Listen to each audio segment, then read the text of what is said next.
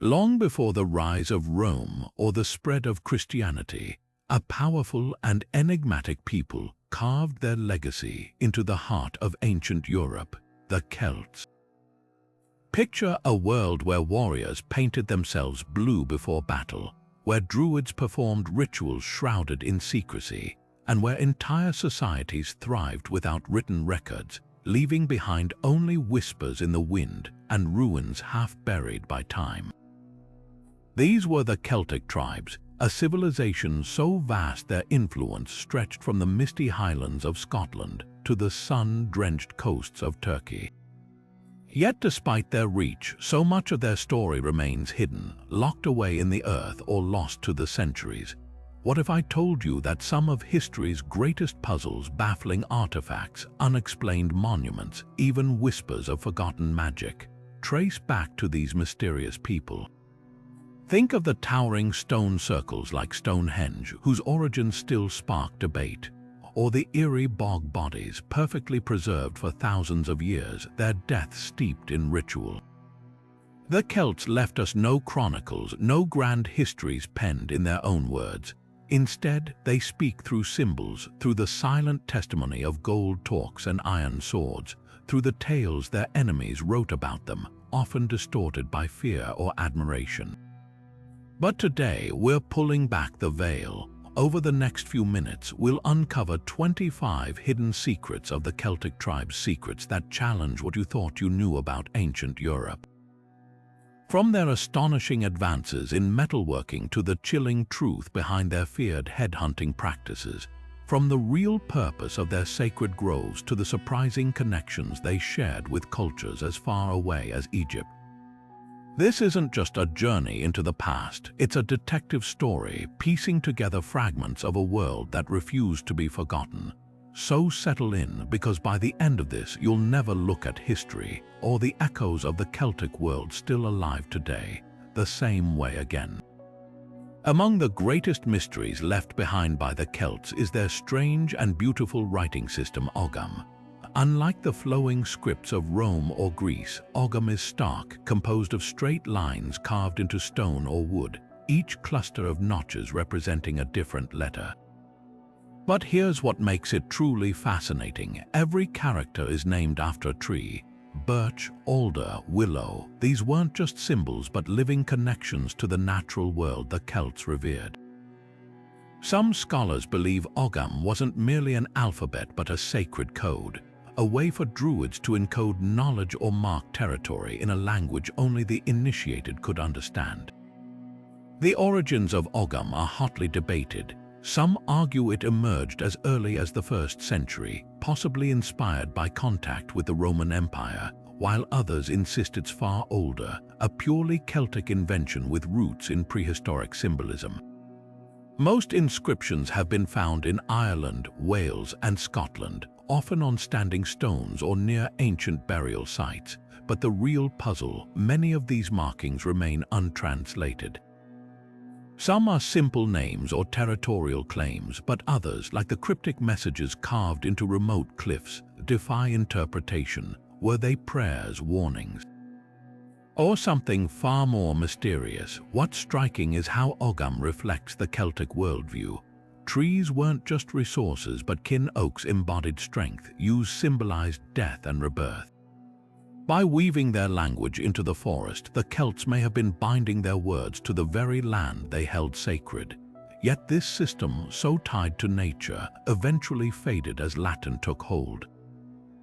Today, Ogham stones stand as silent witnesses, their messages half lost to time, inviting us to listen closely, not just with our minds, but with the same reverence for the earth that once gave them meaning. The Druids were far more than just priests or spiritual leaders. They were the living libraries of the Celtic world, holders of knowledge so sacred that writing it down was forbidden.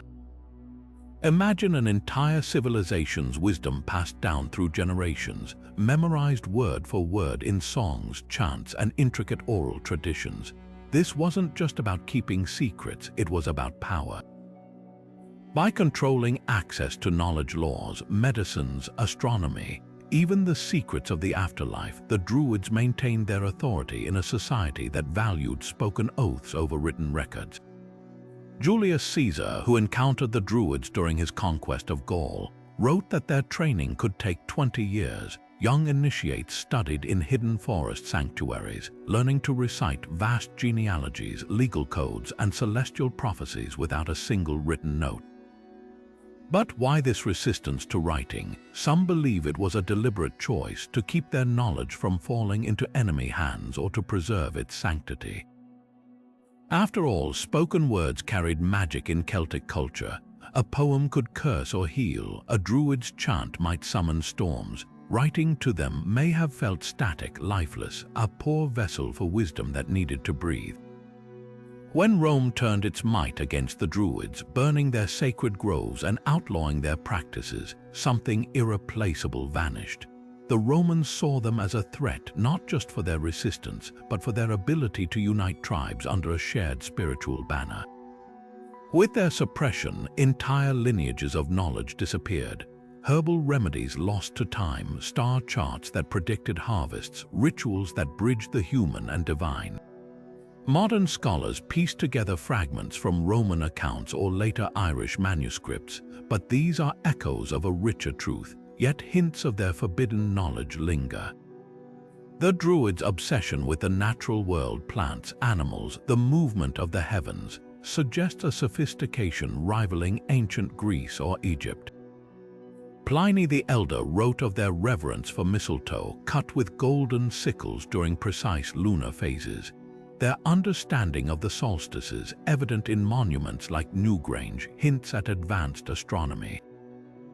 And then there's the eerie coincidence that many Roman writings describe Druidic rituals in ways that mirror later alchemical texts, as if fragments of their wisdom slipped into medieval Europe's underground currents.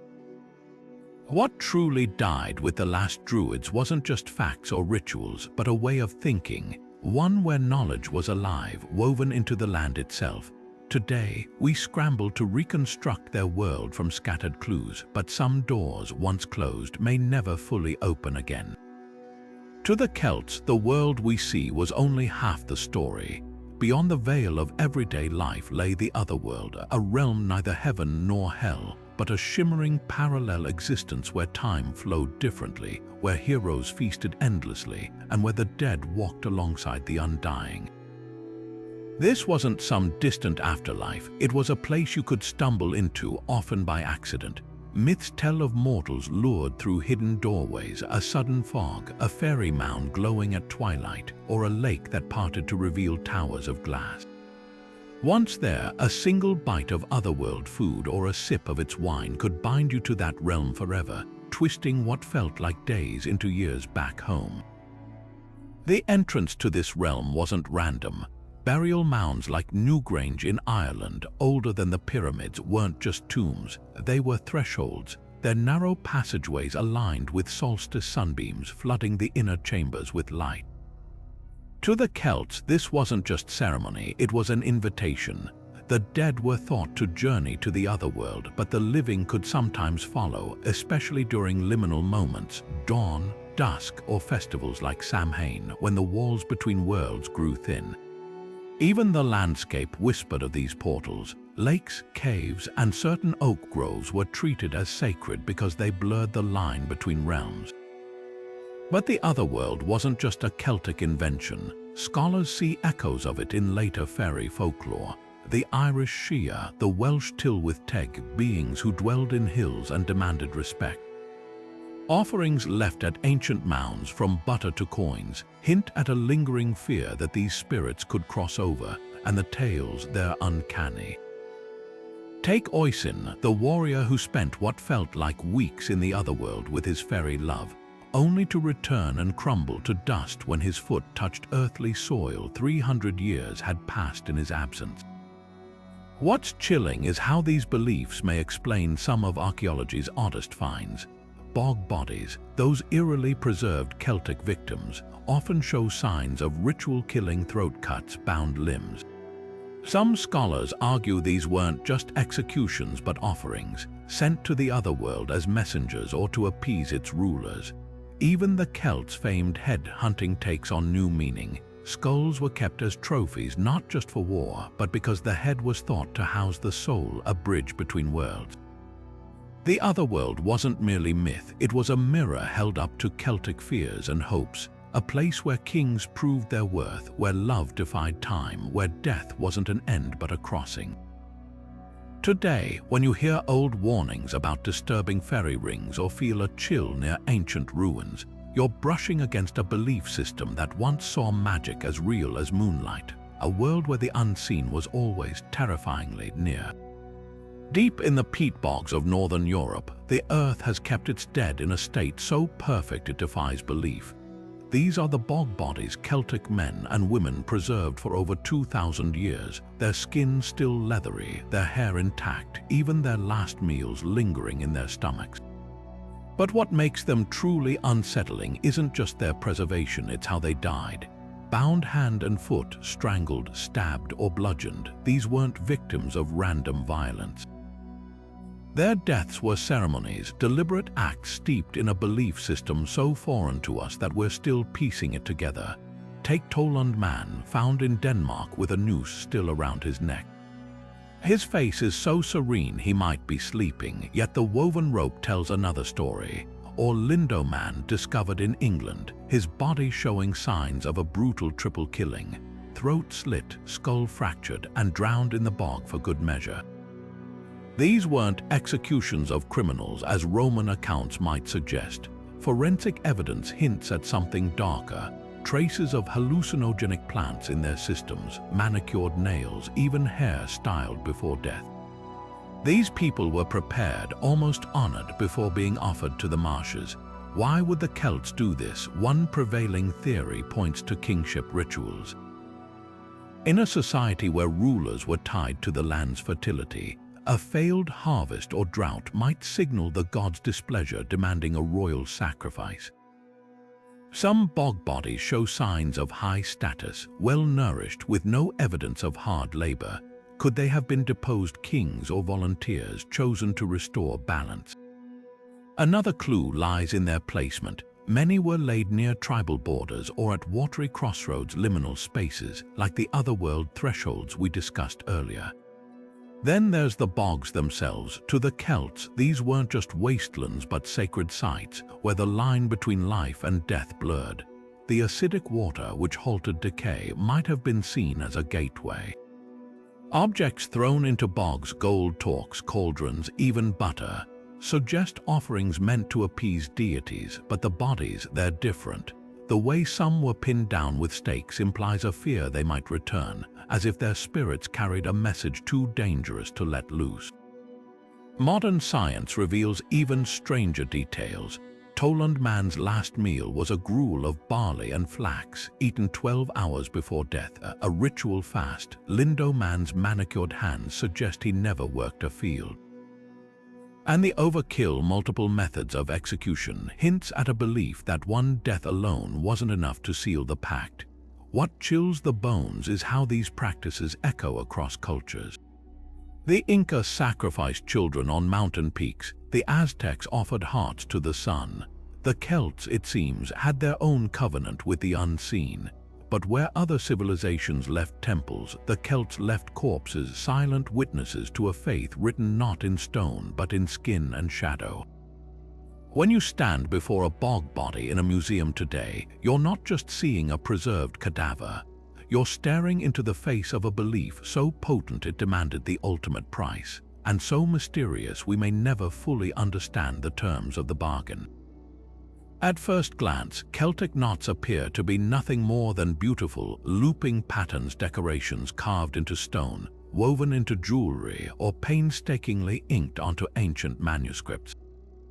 But look closer and you'll notice something extraordinary. There's no beginning and no end. These elaborate designs twist and turn in an endless dance, their strands weaving under and over in perfect balance. This wasn't just artistry, it was philosophy made visible. For the Celts, these knots symbolized the unbreakable threads of existence, life, death, and rebirth intertwined in an eternal cycle. Take the famous Book of Kells, created around the year 800 but echoing much older traditions.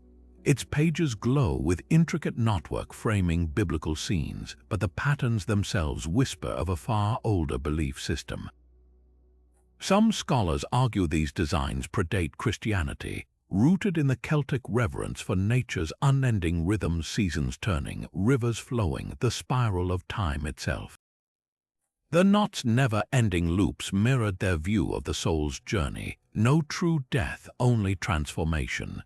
Even the crosses in illuminated manuscripts often burst with knotwork, as if the new faith couldn't erase the old symbols without borrowing their power. But the knots held deeper secrets too. Certain patterns were reserved for specific purposes. The shield knot, with its 4 distinct corners, was likely a talisman of protection, carved onto weapons or doorways to ward off evil. The lover's knot, with 2 strands merging into one, symbolized bonds that even death couldn't sever, fitting for a culture that buried couples clasping hands. And the triskel, with its 3 spiraling arms, echoed the Celtic obsession with trios: land, sea, and sky, birth, life, and afterlife, or the 3 realms of earth, underworld, and heavens. What's striking is how these designs transcended mere decoration. A torque, a neck ring worn by Celtic nobles, wasn't just a status symbol but a physical embodiment of the knot's promise, unbroken continuity. Warriors wore knotted belts into battle, as if the pattern itself could bind their fate to victory. Even everyday items like brooches and cauldrons bore these marks, turning the mundane into something sacred. The true genius of Celtic knots lies in their duality. To outsiders, they were simple geometric art, but to those who understood, they were maps of the cosmos, diagrams of destiny, and perhaps even prayers rendered in line and curve. Today, when we admire these designs in tattoos or jewelry, we're touching a language older than words, one that still speaks, silent and endless across the centuries. Rising from the plains of County Meath like a whisper from the past, the Hill of Tara isn't just an ancient site, it's a puzzle carved into the earth itself. For over 5,000 years, this sprawling complex served as the spiritual and political heart of Ireland, where high kings were crowned, laws were proclaimed, and the veil between worlds was said to thin.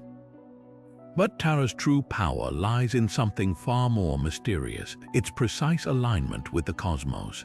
At its center stands the Lia Fail, the stone of destiny, which supposedly roared when touched by the rightful king. Surrounding it, a series of concentric earthworks and burial mounds form a landscape clock, their positions marking celestial events with uncanny accuracy.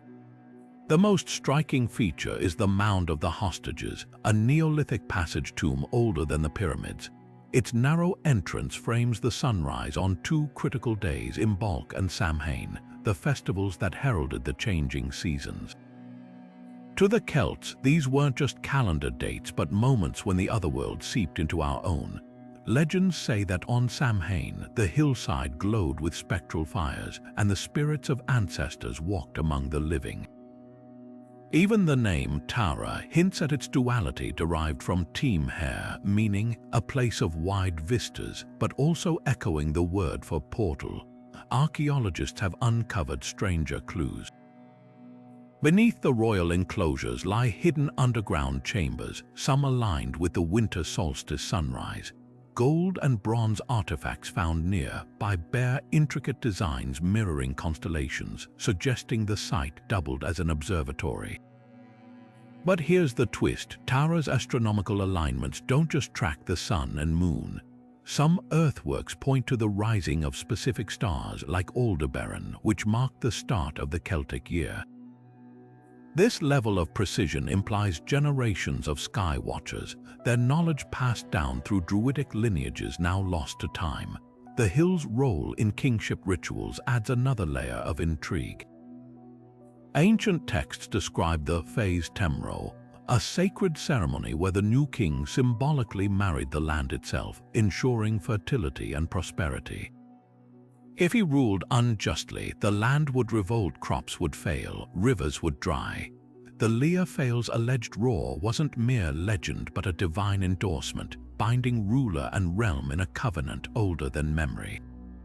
Yet Tara's deepest secret might lie in what isn't there. Unlike other royal sites, it lacks defensive walls. This wasn't a fortress but a sanctuary, open yet untouchable, protected not by swords but by taboo. Even when rival clans warred, Tara remained neutral ground, a testament to its status as a threshold. Modern dowsers claim the hill sits atop a web of ley lines, channels of earth energy converging at the Leofeil. Whether science or superstition, one thing is clear. To stand on Tara at dawn, watching mist curl over the Boyne Valley, is to feel the weight of centuries pressing down and something else, just out of sight, waiting beyond the light. What makes Tara extraordinary isn't just its history but its persistence in myth. As late as the 19th century, local farmers refused to plow its slopes, fearing fairy retribution. Today, pilgrims still gather here, drawn by the same pull that called kings and druids. The hill refuses to be just a relic. It remains a living question, asking us what we've forgotten about the ties between earth, sky, and the unseen hands that once mapped both. Imagine standing on a misty battlefield 2,000 years ago, the air thick with anticipation. Suddenly, a sound unlike anything you've ever heard rips through the silence, a metallic shriek, part animal roar, part human scream, echoing across the field. This wasn't just noise, it was the voice of the carnyx, the Celtic war horn designed to turn bone to ice. Shaped like a snarling boar or dragon, its elongated brass tube rose high above the warriors, the beast's gaping mouth amplifying a sound so terrifying even Roman historians wrote of its power to paralyze enemies with dread. The carnyx wasn't just an instrument, it was a weapon of psychological warfare. When dozens of these horns blared in unison, their dissonant cries created a wall of sound meant to mimic the chaos of the otherworld. Roman soldiers, disciplined and battle-hardened, described the effect as unnatural, as if the very air had teeth. The sight alone was enough to unsettle. Imagine a forest of gleaming metal beasts bobbing above a sea of painted warriors, their long trumpets swaying like serpents ready to strike. But it was the sound that truly shattered morale, a screech that seemed to come from everywhere at once, disorienting and primal. For centuries, the carnyx's voice was lost to time, known only from ancient texts and fragmented artifacts. Then, in 2004, archaeologists made a breakthrough. Using fragments of a 1st century carnyx found in France, they reconstructed the full instrument, and the moment it was played for the first time in millennia, even modern listeners felt a jolt of instinctive fear. The sound wasn't musical but raw, a metallic wail that seemed to bypass thought and race straight to the gut. When paired with recordings of other carnyxes, the effect was chilling, a chorus of shrieks that could easily explain why enemies fled before blades even clashed. What's fascinating is how the carnyx reflects Celtic ingenuity. The animal-headed design wasn't just for show, each creature carried meaning. Boars symbolized ferocity and protection. Dragons represented otherworldly power, and horses echoed speed and freedom. The horn's length, sometimes over 6 feet, allowed sound to project for miles, turning them into early amplifiers. And the playing technique, unlike Roman trumpets with their crisp calls, the carnyx required deep, vibrating breaths that produced wavering, unpredictable tones perfect for creating unease. But perhaps the most haunting detail comes from the battlefield of Telamon in 225 BCE, where Celtic warriors faced Rome in one of history's bloodiest clashes. Ancient accounts describe how the carnyx's roar, mixed with warriors' chants and the clatter of swords on shields, created a symphony of madness that shook the earth. Today, when you hear a reconstructed carnyx, you're not just hearing an ancient instrument. You're catching a whisper of the terror that once decided the fate of nations. And that sound, once unleashed, refuses to be forgotten. Beneath the towering figures of Celtic myth, the warrior heroes and mighty druids lurked forces far more ancient and formidable, the goddesses who shaped destiny itself. Take the Morrigan, a figure so potent her name means Phantom Queen. More than just a war goddess, she was a shapeshifter, a prophetess who could appear as a crow circling battlefields or a wolf prowling the night.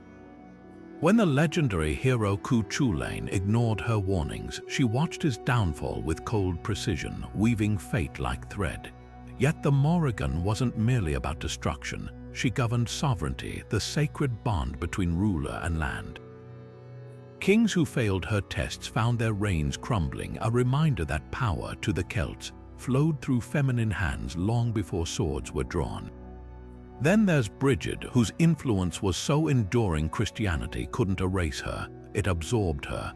Originally a triple goddess of fire, healing, and poetry, she presided over sacred flames tended by 19 priestesses in Kildare, Ireland. Her rituals marked the turning of seasons, and her wells were believed to cure blindness or barrenness. When missionaries arrived, they didn't tear down her shrines. They recast her as Saint Brigid, keeper of a perpetual flame miraculously burning for centuries.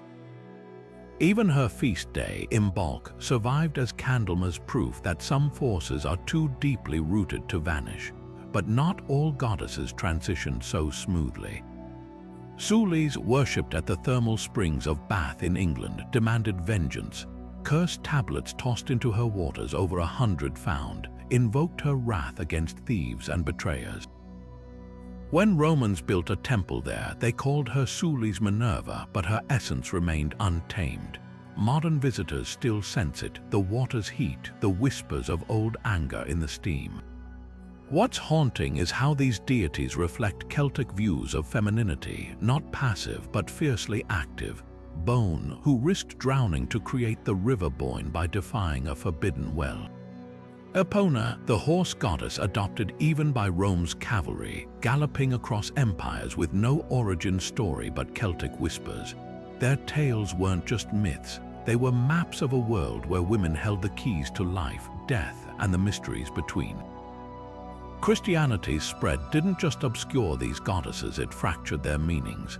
The Morrigan became a demoness in medieval texts. Brigid's fires were called miracles, not magic. Yet traces linger. In Wales, tales of the Lady of the Lake, Sword Giver, and Doom Bringer echo older water deities. In Scotland, the Cailleach, the blue-faced crone who sculpted mountains with a staff, still hails winter storms. These weren't just stories, they were the voice of a culture that saw the divine as fluid, wild, and irrevocably tied to the land's heartbeat. Today, when neo-pagans leave offerings at Brigid's wells or artists invoke the Morrigan's crow glare, they're piecing together a puzzle where half the fragments were burned.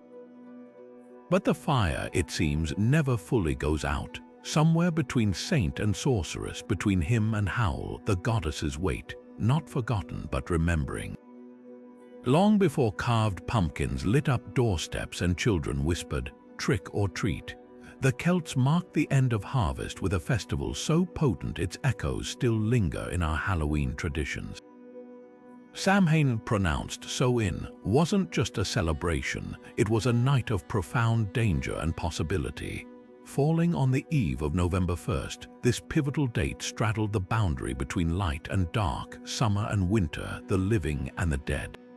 The Celts believed that as the year died, the veil between worlds frayed, allowing spirits, fairies, and ancestors to slip through.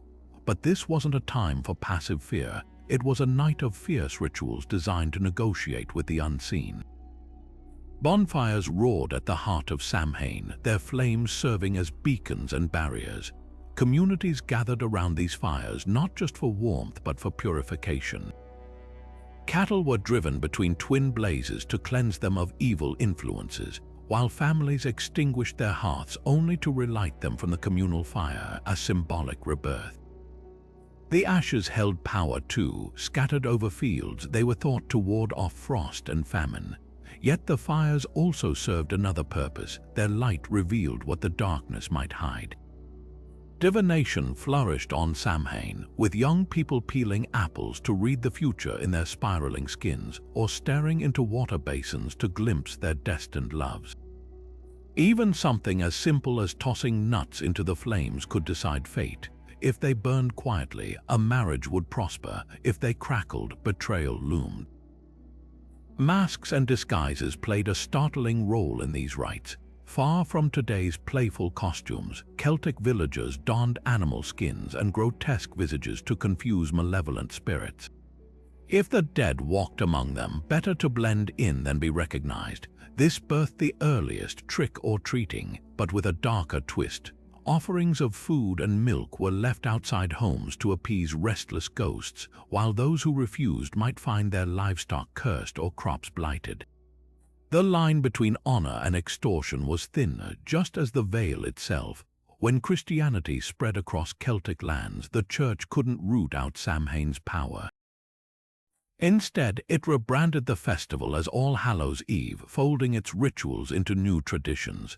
Bonfires became vigils, spirit offerings turned into soul cakes given to the poor, and the old gods were recast as saints or demons.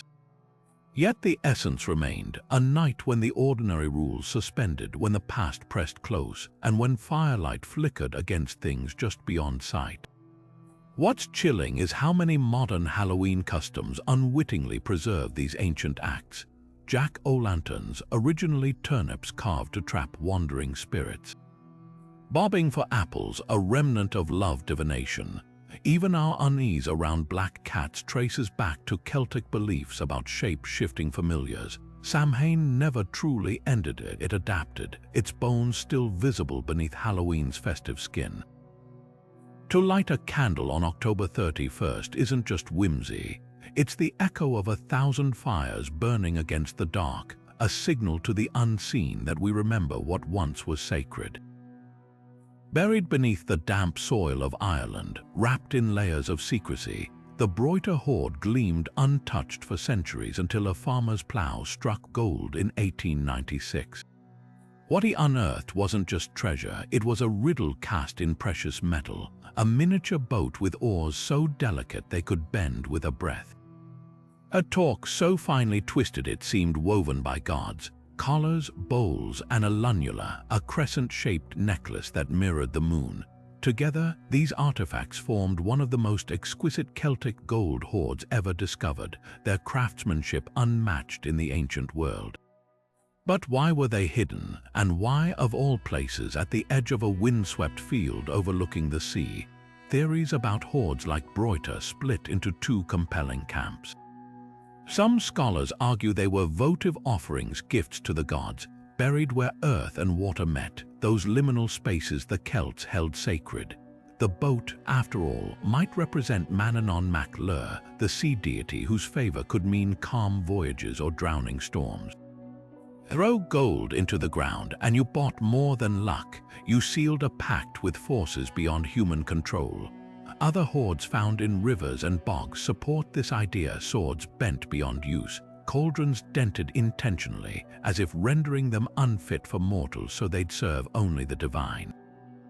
But there's a darker possibility. The Broiter hoard was buried around the 1st century BCE, a time when Roman legions were pressing north. Gold doesn't just appease gods, it funds armies. Could these hoards have been emergency caches, hidden by chieftains hoping to return after the storm passed? The Fenwick hoard in England, discovered beneath a Roman-era shop in Colchester, suggests this grim reality: coins and jewelry hastily stashed as Boudicca's rebellion burned the city. Some owners never came back, leaving their wealth to sleep for millennia. What makes Celtic gold distinct isn't just its abundance but its artistry. Unlike Roman coins stamped with emperors' faces, Celtic metalwork swirled with nature's poetry. The Snettisham hoard in England contained torques coiled like serpents, their ends knotted in patterns mimicking vines. The sterling torques from Scotland seemed to ripple like water when worn. This wasn't just wealth display, it was alchemy turning metal into motion. Even the weight mattered. Some torques were so heavy they must have been ritual items, not daily wear. To don one was to carry the sun itself around your neck. The real mystery lies in the hoards we haven't found. Ancient texts speak of legendary treasures, the gold of the Dáil Raiata, the lost hoard of Queen Medb. Folklore warns that certain fields glow gold at midnight, revealing where unclaimed wealth lies.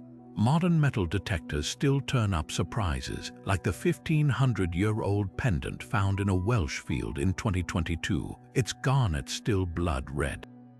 Every discovery rewrites the map of Celtic trade, proving their reach stretched farther than we knew. Perhaps the most haunting thought is this: the Celts buried their gold with such care that even now, centuries later, the earth hesitates to give it up. Each hoard is a message in a bottle, not just "we were here," but "we believed in things worth more than gold." Whether offerings to gods or bribes to fate, these glittering puzzles refuse to surrender their secrets easily. And so they wait, patient as the roots that grow around them, for the next plow or shovel to ask the old question anew. When the winter winds howl and the sky cracks open with thunder, an ancient terror rides the storm. The Wild Hunt, a ghostly cavalcade said to sweep across the land, gathering the souls of the unwary. In Celtic lore, this spectral procession wasn't just a ghost story. It was a force of nature, a boundary between the living and the dead. Led by figures like the god Aron in Welsh myth or the later folkloric hurler, the hunt's riders were both dread and destiny, their passing marking omens of war, plague, or divine judgment. To hear their baying hounds or the thunder of their steeds meant one thing: the otherworld had breached our own, and no door could shut it out. The hunt's origins are as murky as the storms it rode. Some trace it to pre-Celtic beliefs, where deities of wind and winter chased the sun to bring back spring. Others see echoes of ancestral veneration, a belief that the dead return to patrol the land they once ruled. By the medieval era, the legend had morphed into a moral spectacle. Christian scribes recast the hunt's leader as figures like King Arthur, doomed to wander until some prophesied return, or even the devil himself, dragging sinners into the abyss. Yet beneath these layers, the core remained unchanged, a warning. Those caught outdoors during the hunt risked being swept away, either to madness or to join the phantom riders forever. What's chilling is how deeply the hunt was tied to real-world phenomena. The Aurora Borealis in Scotland, its shimmering lights were called the hunt's lanterns. Sudden storms in Ireland, the Coist Bodhar, a death coach drawn by headless horses, was said to herald their arrival. Even the bog's eerie methane lights, will-o'-the-wisps, were thought to be the hunt scouts luring travelers astray. This wasn't just myth-making, it was a way to explain the unexplainable, to give chaos a face and a name. But the Wild Hunt was more than fear. In some tales, joining it was an honor. Heroes like Fionn mac Cumhaill rode with the host, their deeds immortalized in the sky's fury. In Wales, Aron's hunt was a test of loyalty and courage, a pact between realms. The duality is striking. The same force that could snatch a child from its bed might also guide a worthy soul to the afterlife. Today, the hunt lingers in odd corners. Listen to storm winds whip through bare branches, and you might catch the echo of spectral horns. Modern pagans still leave offerings at crossroads on stormy nights, a plea or a homage to the riders. And in literature, from Tolkien's Nazgul to Witcher lore, the hunt's shadow stretches long. It's a reminder that some legends refuse to die. They simply change shape, as relentless as the gale that carries them. When we gaze upon the ancient stone circles scattered across Celtic lands, it's easy to assume their purpose was purely practical, a massive calendar tracking the sun and stars. But what if these towering monoliths held meanings far deeper than marking seasons? From the sprawling rings of Callanish in Scotland to the eerie alignments of Dromeg in Ireland, these structures whisper of a world where stones weren't just tools but living partners in ritual, memory, and even cosmic conversation. One compelling theory suggests these circles served as stages for sacred performances. Imagine the scene: Druids cloaked in animal hides chanting beneath the full moon, their voices bouncing off the stones to create an otherworldly echo. At Boscawen Un in Cornwall, a central leaning stone aligns with the midsummer sunrise, but the circle's acoustics are equally striking. Certain spots amplify sound while others swallow it whole. Was this intentional? Some researchers believe these spaces were designed to manipulate sound, creating disorienting effects that heightened rituals. The soft hum of a drum or the sharp cry of a horn might have transformed ordinary ceremonies into visceral, immersive experiences, blurring the line between human and divine. Then there's the ancestral connection. Many circles, like Beltany in Ireland, sit atop older burial mounds. The stones themselves often bear cup marks, small, carved depressions believed to hold offerings of blood, milk, or grain. To the Celts, ancestors weren't gone. They lingered as guides and guardians. Standing stones could have acted as conduits, their positions mapping clan lineages or marking places where the dead might cross over during festivals like Samhain. At Cairnpapel Hill in Scotland, excavations revealed centuries of burials layered beneath the stones, suggesting each generation added to the site's power like chapters in a living story. But the most tantalizing theory revolves with earth energy. Modern dowsers claim certain circles sit atop ley lines, invisible channels of magnetic force. While mainstream archaeology remains skeptical, it's undeniable that many circles align not just with celestial events but with distant landmarks. The Rollright stones in England form a perfect line with another circle miles away, while the 12 apostles in Scotland point toward a sacred mountain. Could the Celts have sensed or even measured energies we're only beginning to understand? Even today, visitors describe strange sensations at these sites. Sudden temperature drops, inexplicable pressure on the skin, or the uncanny feeling of being watched. What's clear is that reducing these circles to mere calendars misses their poetic complexity. They weren't just for observation but participation, a way to touch the rhythms of the earth, honor those who came before, and perhaps commune with forces science still struggles to name. When you walk between the stones at dawn, tracing shadows that haven't changed for millennia, you're stepping into a conversation that began long before history wrote it down. And sometimes, in the hush between breaths, it feels like the stones might still be speaking. Among the darkest whispers of Celtic lore lurks a creature neither fully man nor beast, the Fealad or Celtic werewolf. Unlike the cursed monsters of later European tales, these shapeshifters walked a razor's edge between terror and reverence. In Irish legends, warriors like Leinech Fealad claimed descent from wolf-blooded ancestors, donning pelts to channel the animal's ferocity in battle. But here's where the Celts diverged from the rest of Europe. Their werewolves weren't always villains. Some were guardians, like the mysterious clan MacTire, literally wolf clan, said to roam the forests of Ossory, protecting travelers from bandits. Others, like the priestesses of the goddess Ceridwen, took wolf form as part of sacred rites, their transformations tied to lunar cycles rather than curses. The roots of these myths may lie in something far older, the warrior cults that painted themselves with woad and howled like wolves before charging into combat. Roman accounts describe Celtic tribes wearing wolf skins to invoke the animal's spirit, a practice echoed in Gallic coins depicting men with wolf heads. These weren't mere costumes, they were bridges between worlds. The berserkers of Norse fame had their Celtic counterparts, fighters who entered a battle trance called the Fealad, where human restraint fell away and raw instinct took over.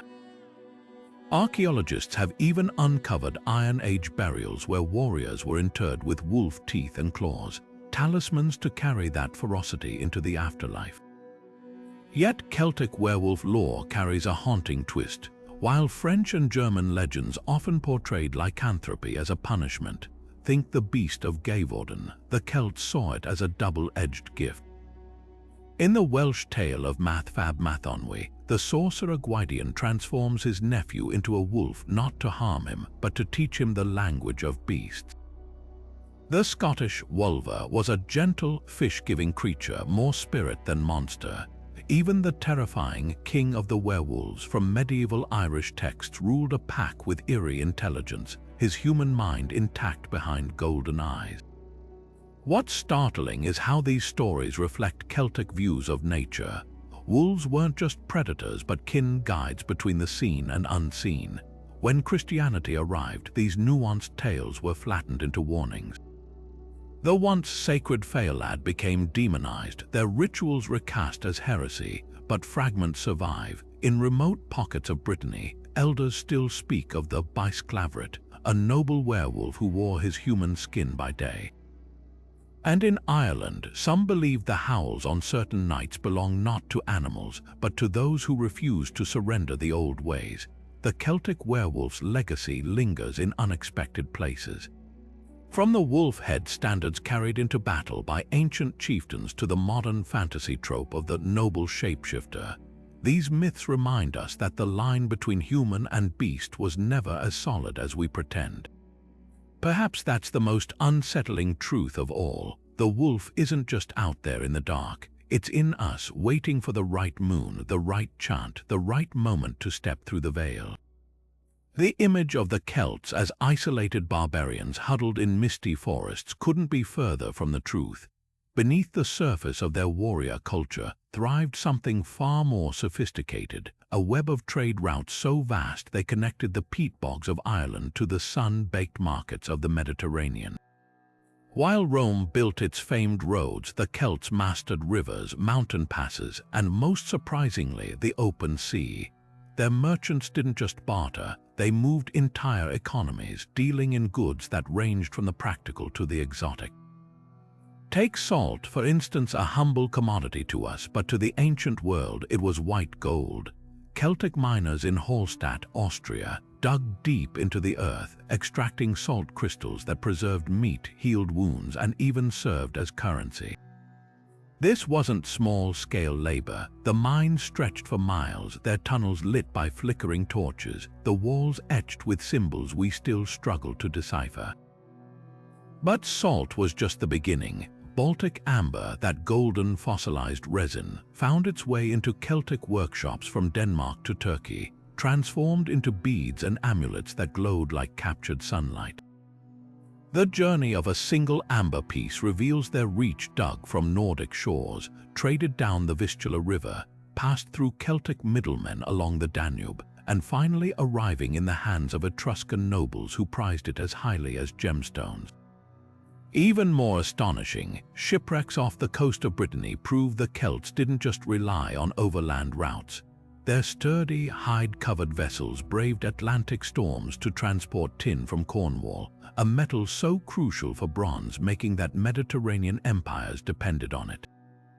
The Greeks even whispered of the Tin Islands, a semi-mythical destination only Celtic sailors seemed to know how to find. The real evidence of their maritime prowess lies in the details. A first-century trading post in southern France, Latara, yielded Celtic coins alongside Greek amphorae, while DNA analysis of wine residues in German Iron Age flasks traced the grapes back to Italy. This wasn't random barter but a structured network with tariffs, middlemen, and standardized weights. Archaeologists have unearthed Celtic merchant graves filled with scales, foreign coins, and even writing tablets, proof that literacy existed where we least expected it. What's often overlooked is how these trade routes carried more than goods, they moved ideas. Celtic art absorbed influences from Scythian animal motifs to Greek floral designs, blending them into something entirely new. The famed Gundestrup cauldron, found in Denmark but made with techniques from Thrace, tells a story of artisans crossing borders. Even language traveled. The Celtic word for wine, wino, borrowed directly from Latin, whispers of shared feasts between supposed enemies. Perhaps the most dramatic clue lies in the distant east. In 2003, archaeologists excavating a 2,300-year-old tomb in Turkey's Pamukkale region pulled aside a stone slab and gasped. There, beside the skeleton of a Celtic chieftain, lay a torque of pure gold, its design identical to those found in France. These were the Galatians, Celtic tribes who'd marched across Europe to settle in Anatolia, their presence so enduring that St. Paul later wrote letters to their descendants. From Irish bogs to Turkish highlands, the Celts weren't just traders but cultural bridges, their hidden routes mapping a world far more connected than we ever imagined.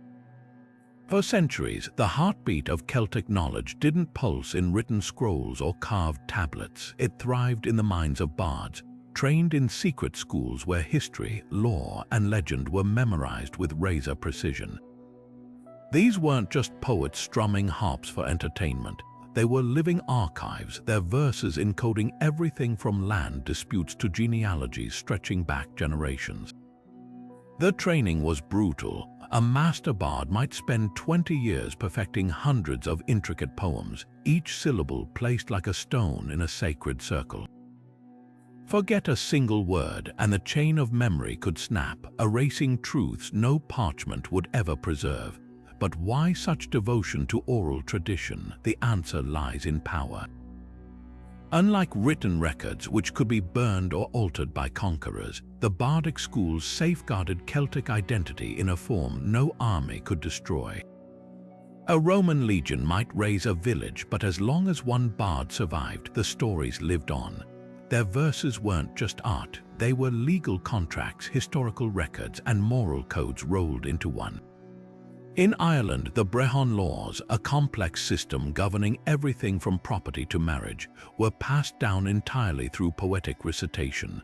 A well-versed bard could settle a feud between clans or prove a king's rightful claim with nothing but the authority of his memory. The suppression of these schools reads like a cultural genocide.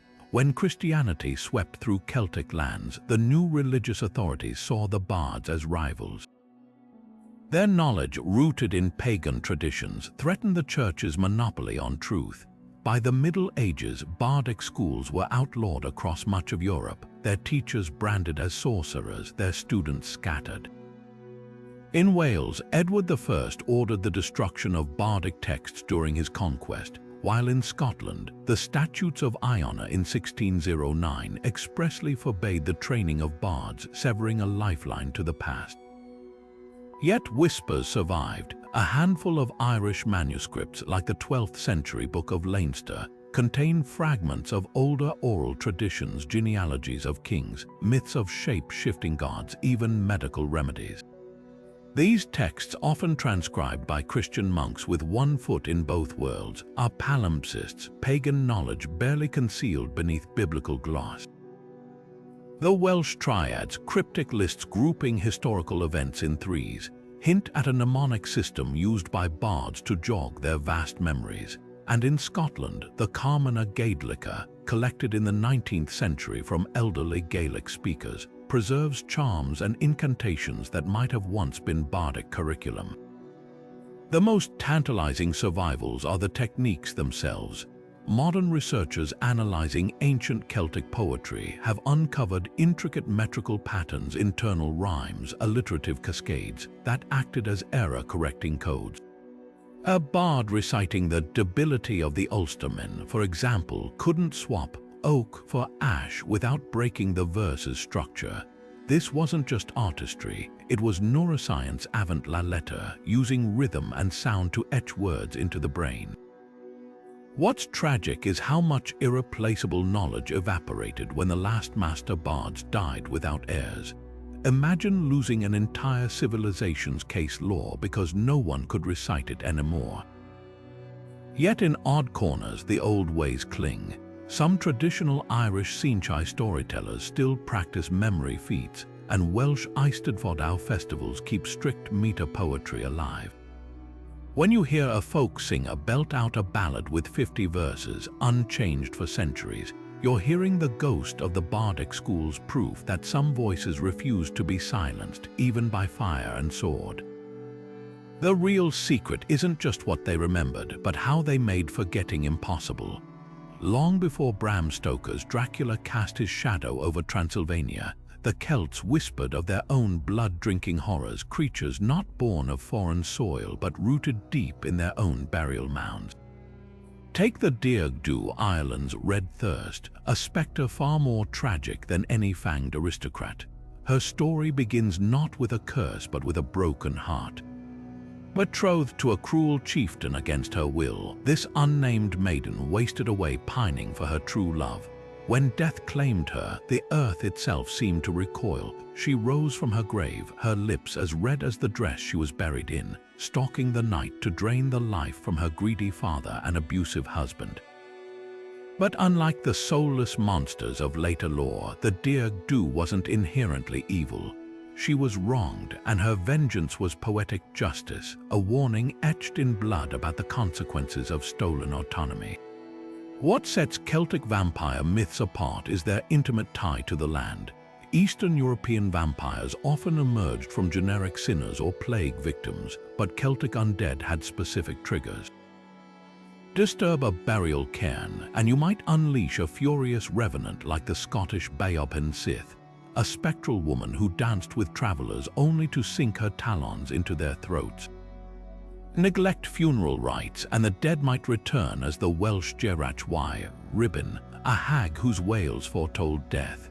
Even the manner of burial matted corpses buried face down or pinned with stones weren't just superstition. They were precautions against souls refusing to stay put. The Irish practice of killing a suspected vampire by stuffing its mouth with stones or placing a sickle across its throat wasn't cruelty but containment, a desperate bid to silence the hungry dead. The most chilling aspect, these legends weren't just campfire tales. Archaeology backs them up. In County Roscommon, a medieval skeleton was found with a large rock shoved between its jaws, a literal gag for the undead. Similar burials dot Celtic regions, bodies weighed down with boulders, decapitated skulls placed at their feet, even iron spikes driven through chests. These weren't random acts of disrespect but deliberate rituals, proof that fear of the walking dead shaped real-world funerary customs for centuries. Yet Celtic vampires weren't always mindless predators. Some, like the Manx Fenadiri, were leftover pagan spirits offering help with farm work if given blood offerings. Others, such as the Breton Ankou, were more psychopomp than predator, collecting souls with a creaking cart rather than fangs. This duality reflects the Celtic view of death, not an end, but a transition that could sometimes go terribly wrong. When Christianity arrived, these beings were demonized, their origins blurred. But dig deep enough and you'll find their roots in something older, a belief that the dead walk among us not as invaders but as neighbors we failed to let go. The next time you hear a rustle in an ancient graveyard or feel a chill near a standing stone, remember, the Celts knew better than to dismiss such signs. Their vampires weren't just monsters, they were mirrors reflecting the darkest corners of human nature back at the living. And sometimes the most terrifying thing isn't the creature in the dark, but the deeds that put it there. High on the weathered stones of medieval churches across Ireland and Britain, grinning figures with unnervingly exaggerated features dare you to look and then blush. These are the Sheila Nogigs, crude carvings of naked women gripping their splayed vulvas, their eyes bulging with mischief or menace. What shocks modern viewers isn't just their brazen sexuality in sacred spaces, but the mystery of why they're there at all. Were these grotesque idols warnings against sinful lust, as Victorian scholars insisted, ancient fertility charms hidden in plain sight, or something far stranger, a last echo of a goddess cult the church couldn't quite erase? Start with the stones themselves. Most Sheila Nogigs perch above doorways or near church roofs, their placement too deliberate to be accidental. The Kilpeck Sheila in Herefordshire leers from a corbel beside biblical scenes, her ribs protruding like a skeleton's, yet her grin vibrant. The one at Rathcline in Ireland shows her pulling her vulva wide with both hands, a pose mirrored in prehistoric figurines from France to Anatolia. This isn't random vandalism, it's a pattern spanning centuries. The earliest examples date to the 12th century, just as Norman churches rose over older Celtic holy sites, as if the Masons smuggled older beliefs into the new religion's very bones. One theory paints them as guardians. In folk magic, displaying genitalia was thought to repel evil, a practice called anathema. Vikings carved phallic figures on their ships to ward off sea monsters. Greek women lifted their skirts to diffuse thunderstorms. The Sheila's exaggerated anatomy might have served similar apotropaic magic, her shocking image turning away demons or the evil eye. Some Irish farmers still nail horseshoes, a symbolic vulva, to barn doors for protection, a faint echo of the old logic. But fertility symbols can't be dismissed. Pre-Christian Europe teemed with goddesses like the Irish Sheila Nogig, yes, the name stuck, who governed birth and sovereignty. Their carvings often marked sacred wells or healing sites. The Church's later campaign to recast them as warnings against lust feels suspiciously like rewriting history. After all, why place temptation right above the entrance, unless the message wasn't "avoid this but respect this"? The sacred power of creation itself, raw and unashamed. The darkest interpretation comes from medieval texts. The Hag of Bara, a mythological crone, boasts of once being a lustful maiden. Her stone counterpart at Ballinacariga stares hollow-eyed, a cautionary tale carved in rock. Yet even here, duality lingers. In Celtic lore, the hag and maiden were two faces of the same goddess, death and rebirth intertwined. What's undeniable is the Church's uneasy dance with these figures. Some Sheilas were defaced during Puritan purges. Others were hidden inside walls, spared destruction but silenced. A few, like the Ballandurry Sheila, were even flipped upside down, literally inverting their power. Yet they endured, whispering of a time when the sacred wasn't sterile but pulsated with life's messy, vital truths. Today, as scholars debate and tourists snap selfies, the Sheilas keep their secrets, their stone laughter outlasting every attempt to explain them away. Beneath the waves off the coast of Brittany, where the sea churns against rugged cliffs, legend whispers of towers and spires lost to the deep, the drowned kingdom of Wise. Once ruled by the reckless King Gradlon and his doomed daughter Dahat, this city was said to be the most splendid in all of Europe, its walls built below sea level behind towering bronze gates that only the king's golden key could unlock. But when Dahat, seduced by a mysterious knight in red, stole her father's key and flung open the gates during a storm, the ocean crashed through with unstoppable fury, swallowing Wise in a single night.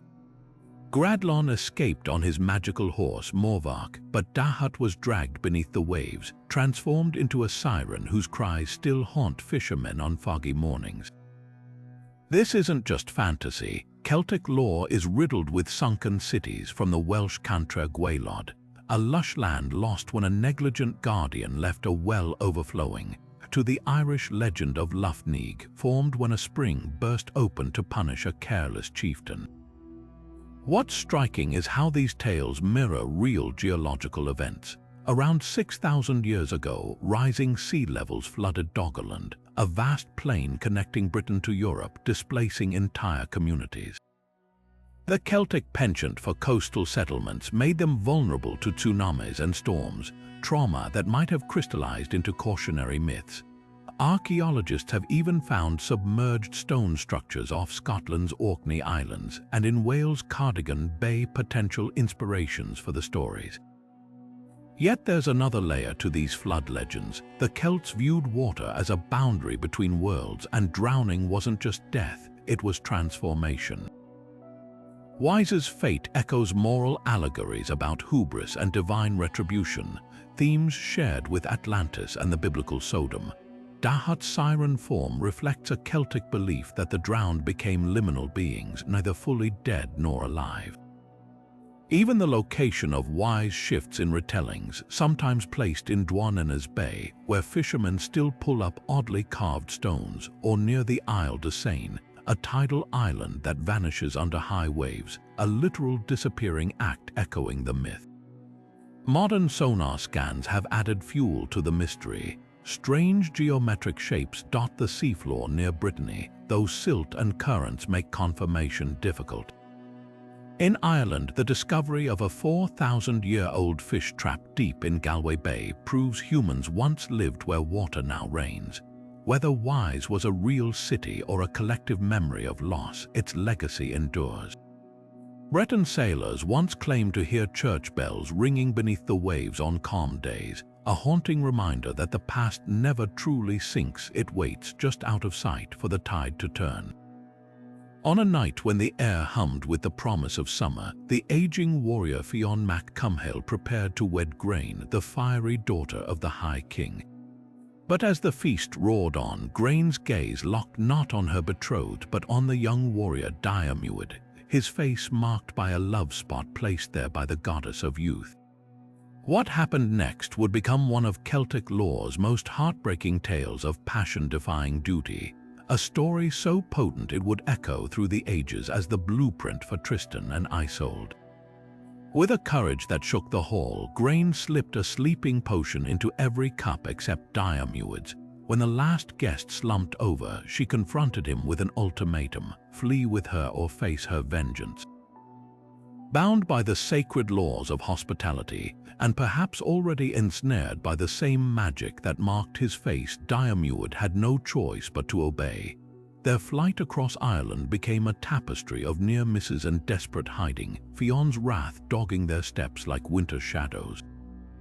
They slept in hollowed trees behind waterfalls, even in the very burial mounds where spirits whispered warnings. Everywhere, the land itself seemed to conspire against them. Berries stained Grain's lips red as blood, and Diarmuid's hunting spears snapped at crucial moments, omens neither could ignore. What makes their story remarkable isn't just the chase, but the slow unraveling of loyalty. Diarmuid, once Fionn's most trusted warrior, became a man torn between oaths. Grain, raised to be a political pawn, seized agency with both hands, even as her choices narrowed. Their love burned brightest when cornered, like the night they sheltered in a cave where the walls glistened with quartz, their reflections multiplying endlessly as if to say, "Here are all the lives you might have lived had fate been kinder." The ending comes like a dagger twist. After years of pursuit, Fionn seemingly forgives them. But when Diarmuid is gored by an enchanted boar, some say sent by the jealous king, only Fionn's magic hands can heal him if he chooses. As Diarmuid lies dying, Grain begs Fionn to scoop water from a nearby spring, knowing its restorative power. 3 times Fionn lets the water slip through his fingers, his hesitation speaking louder than any curse. By the time Grain runs to fetch it herself, the moment like their love has already drained away. Yet the tale refuses to end there. Later versions claim Grain eventually married Fionn, but secretly poured Diarmuid's favorite whiskey on his grave each year until her death. Others say Fionn, walking alone years later, came upon a clearing where 2 trees had grown intertwined, their branches inseparable even in death. The Celts understood that some stories don't conclude. They seep into the land, waiting to be retold with each new generation that dares to choose heart over hierarchy. When medieval bards adapted it into Tristan and Isolde, they kept the essential brew, love as both poison and salvation, loyalty's frayed edges, and the cruel arithmetic where one person's happiness requires another's ruin. To hear the story today is to recognize a truth as old as Ireland's hills. The heart's compass points true north even when every road leads to sorrow. The battlefield falls eerily silent as the warrior's body begins to convulse, his muscles twisting beneath his skin like serpents in a sack. His jaw unhinges with a crack, his eyes roll back until only the whites show, and a foam like molten iron bubbles from his lips. This is no ordinary rage, this is the Riostrad, the legendary warp spasm that transformed Celtic heroes like Cu Chulainn into something more or less than human. Ancient texts describe it in visceral detail, bones shifting under flesh, the body contorting until one leg dwarfed the other, a hero's light blazing from the crown of the head. But was this supernatural fury real, or just poetic license to glorify savage combat? The truth, as always, lies somewhere in the shadows between myth and muscle memory. To understand the warp spasm, we must first ditch Hollywood's tidy berserker comparisons. Norse berserkers drank psychotropic brews and wore bear pelts, but the Celtic version was deeply tied to tribal identity. Cu Chulain's Ryostrad wasn't random violence, it was a sacred eruption, triggered by oath-breaking or the slaughter of kin.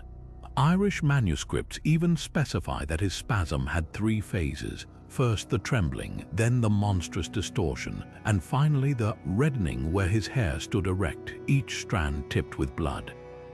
This wasn't mere metaphor, it was ritualized physiology, a transformation as precise as it was terrifying.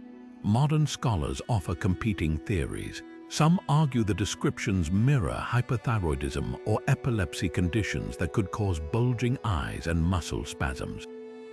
Others point to induced trance states where fasting, chanting, or hallucinogens like Amanita muscaria mushrooms unlocked hysterical strength. But the most compelling evidence comes from battlefield archaeology. Celtic warriors at the Riemont-sur-Ancre site in France were found with skulls bearing identical, ritualistic wounds, precise cuts to the scalp that may have mimicked Cu Chulain's hero's light, self-inflicted to invoke divine frenzy. The Celts themselves may have seen it differently. In a culture where heads were trophies and poets could rhyme enemies to death, the line between physical and metaphysical was thin. The warp spasm wasn't just about strength, it was about becoming a conduit for divine wrath. When Cu Chulain fought, he didn't just attack, he performed destruction, his body a living sacrifice to the war gods.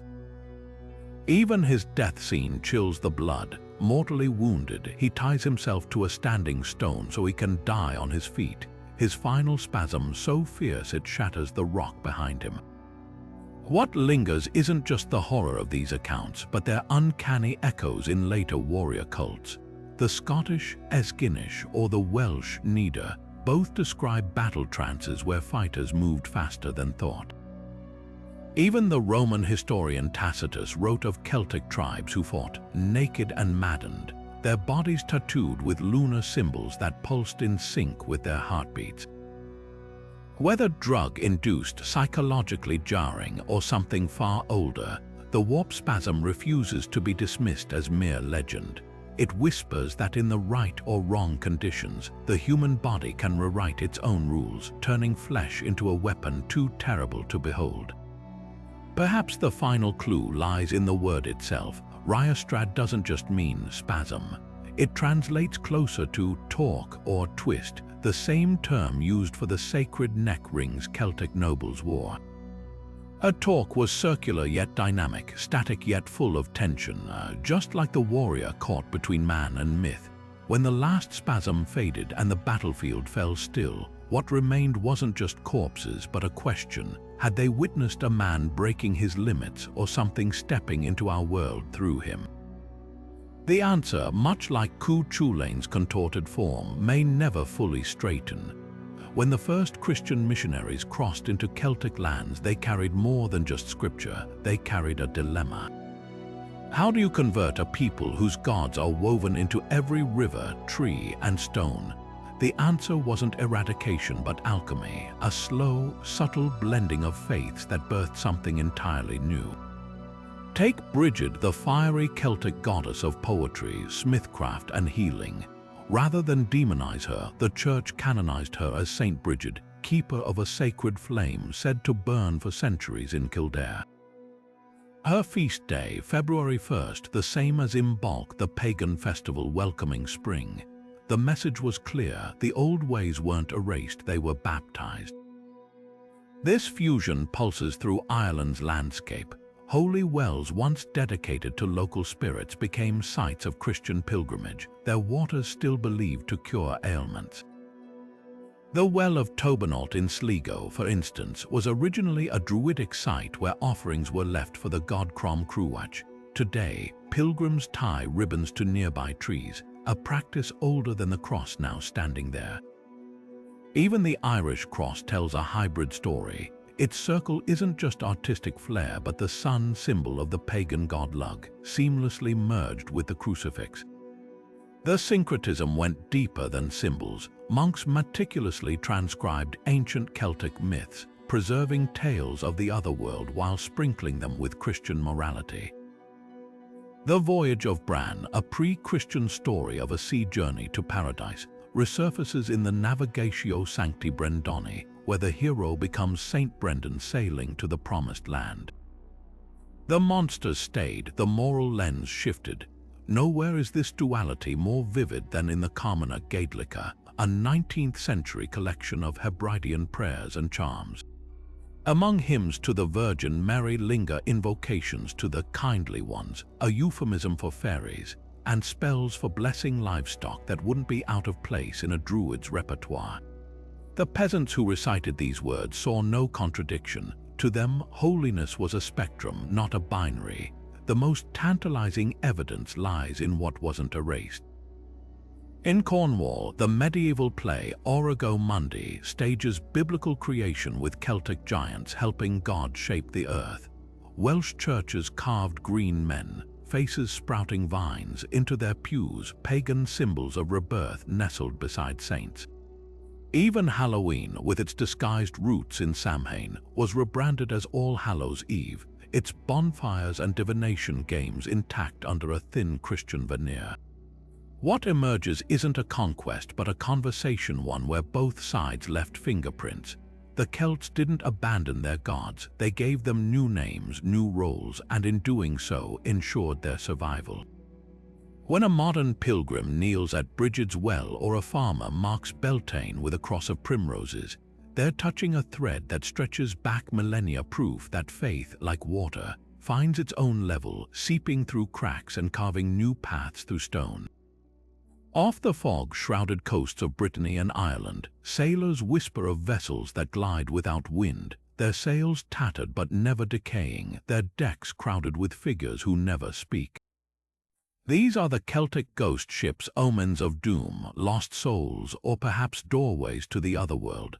The most infamous is the Caluch, a phantom galley said to haunt the waters near Chile, though its legend stretches back to ancient Celtic settlers who carried their maritime terrors across the Atlantic. By night, the ship glows with an eerie blue light, its crew singing in a language no living person understands. Some say it's a floating purgatory, collecting sailors who died without proper rites. Others claim it's a living ship, its timbers fused with the bones of the drowned, cursed to roam until every lost soul finds rest. What makes these tales chilling isn't just their supernatural elements, but their roots in real disasters. The Irish Long F. Hodder, the Long Ship, appears off Connemara before storms, a relic of the Spanish Armada's wreckage in 1588. Fishermen swear its ghostly crew still clutches rusted swords, their voices carried on the wind like gulls' cries. In Wales, the Gwennol materializes near Cardigan Bay, its hull blackened by a fire that burned centuries ago. These aren't generic ghost stories, they're echoes of specific tragedies seared into collective memory. The Celts believed the sea wasn't just water but a threshold. Ships that vanished without trace hadn't simply sunk, they'd crossed into Tir na and Og, the otherworld's paradise. Breton lore tells of the Bagnos, the night boat, which ferries the dead to an island beyond the horizon. Its arrival is heralded by a cold wind that extinguishes lanterns, and to see it is to hear your name whispered by voices you almost recognize. Some accounts describe it crewed by the Anku, the skeletal ferryman of Breton myth, his oars dripping with seawater that never dries. But not all phantom ships warn of death. The Scottish Heather Ale ghost ship appears off the Isle of Skye, its kegs brimming with a beer so sweet it lures sailors to taste only to vanish, leaving them raving about a feast in a hall beneath the waves. This hints at a darker truth. The Celts saw the sea as both giver and taker. A ship could bring wealth from distant trade or drag you into the abyss. The duality lingers in modern coffin ships, the name given to famine-era vessels that carried starving Irish emigrants to uncertain futures, their hulls stuffed with the dead and dying. Perhaps the most haunting detail is how these legends persist. As recently as 2019, a Cornish lifeboat crew reported a three-masted schooner materializing in their path, only to dissolve into mist. Science offers explanations: mirage effects, ball lightning, but for those raised on tales of the Caluch, rationality feels flimsy. The sea keeps its secrets and the ghost ships sail on, reminding us that some borders between past and present, living and dead, are as fluid as the tide. To spot one isn't just a brush with the supernatural, it's an invitation to remember all the names the waves have claimed. Julius Caesar's account of the Wicker Man burns with vivid horror, a colossal effigy of woven wood and wicker, its limbs stuffed with living men, women, and animals, set ablaze as a sacrifice to the gods. The image seared itself into history, becoming shorthand for Celtic barbarity in Roman eyes. But how much of this was truth, and how much was propaganda designed to justify conquest? The answer lies somewhere between the ashes of ancient bias and the embers of modern rediscovery. Archaeology tells a complicated story. While no physical evidence of a full-scale Wicker Man has been found, the Celts did practice ritual burning. At sites like Riemont-sur-Ancre in France, excavations revealed mass graves where warriors' bones showed signs of exposure to fire, not cremation but deliberate charring. Could these be remnants of smaller sacrificial rites, exaggerated by Roman historians? Other digs uncovered charred offerings, animals, grain, even finely crafted weapons, all carefully placed in pits before being set alight. These finds suggest fire rituals were real, but likely more symbolic than Caesar's apocalyptic vision.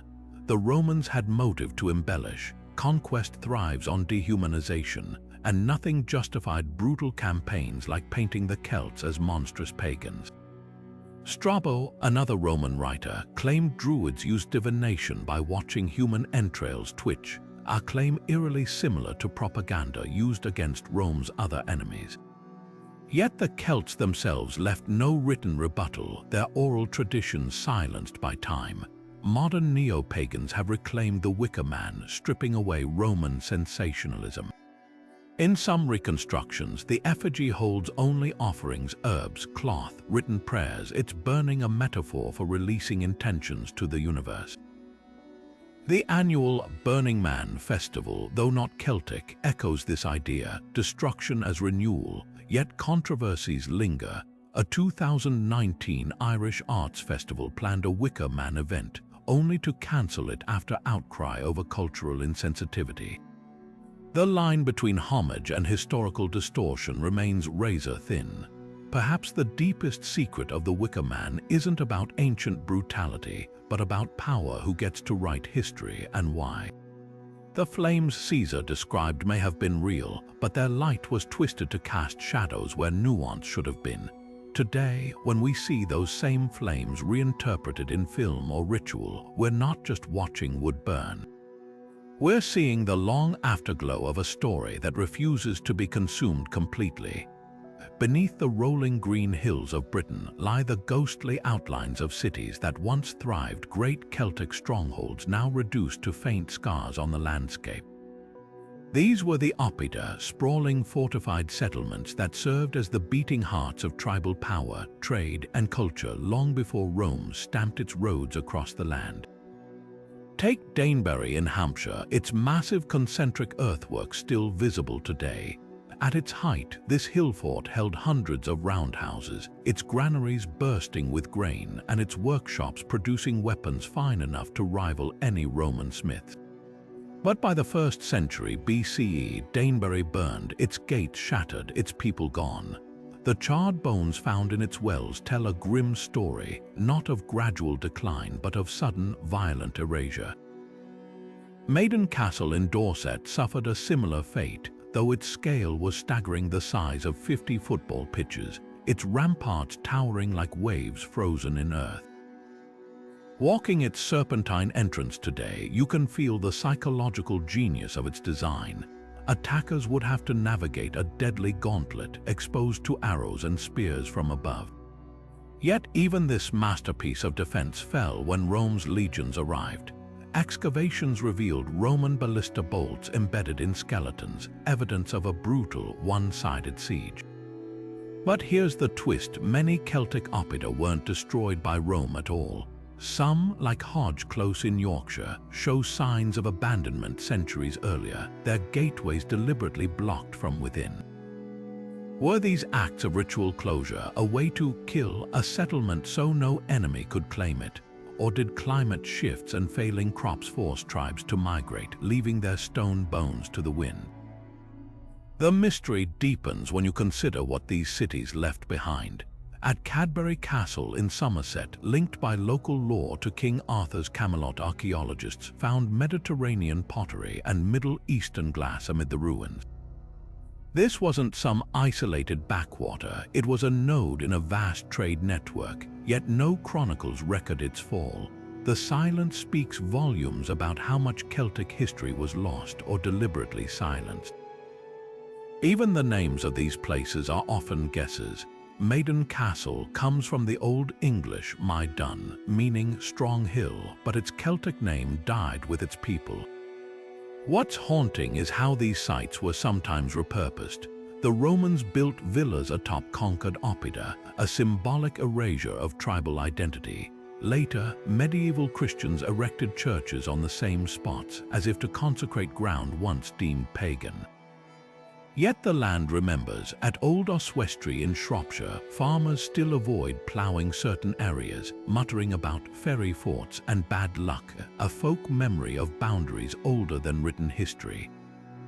These lost cities aren't just archaeological curiosities, they're palimpsests, each layer whispering a different version of conquest, adaptation, and survival. The next time you see a strangely symmetrical hill in the British countryside, look closer. That gentle slope might be a wall that once defied empires and the silence. Not emptiness, but a story waiting to be heard.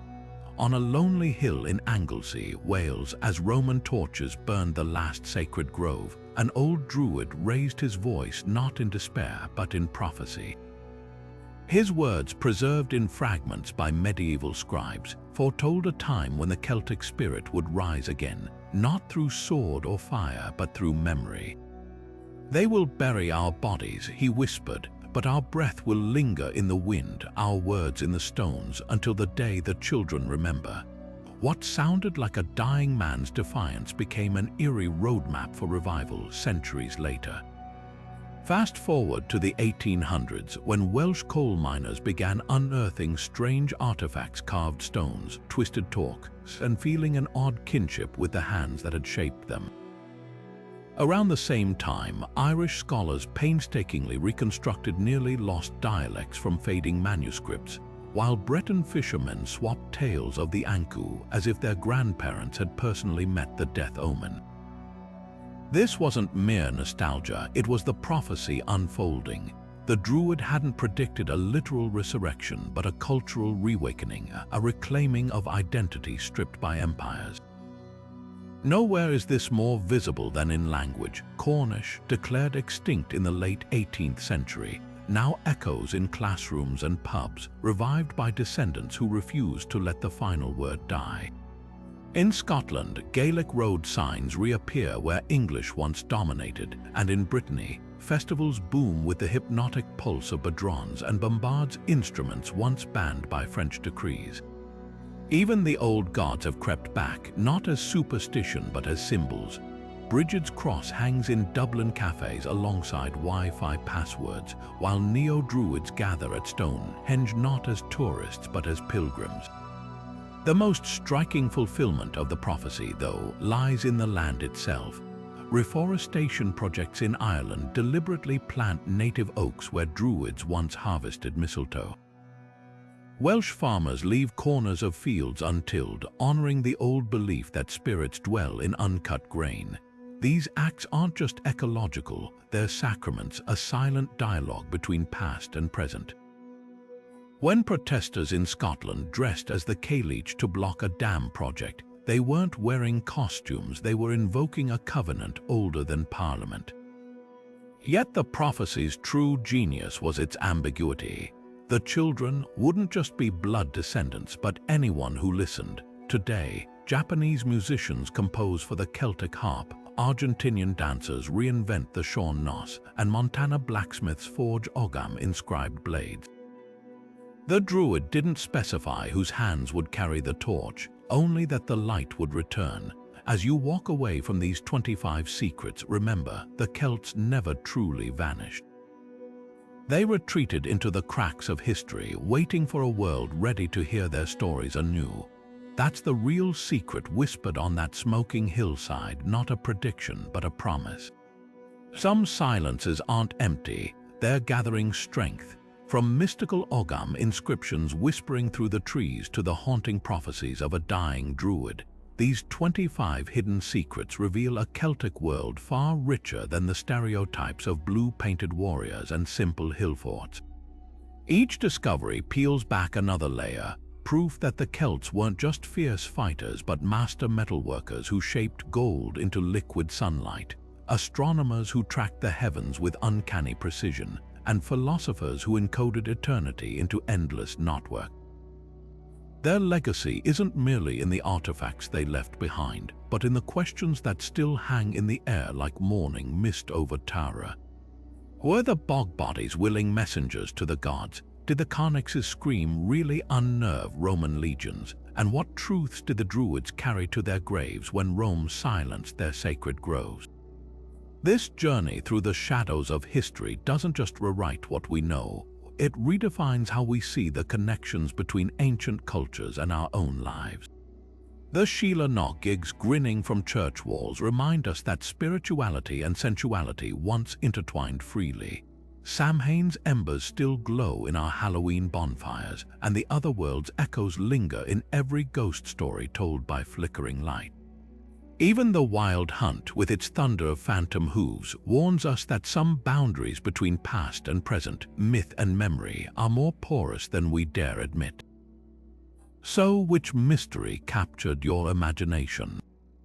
Was it the tragic lovers Diarmuid and Grain, whose defiance became legend?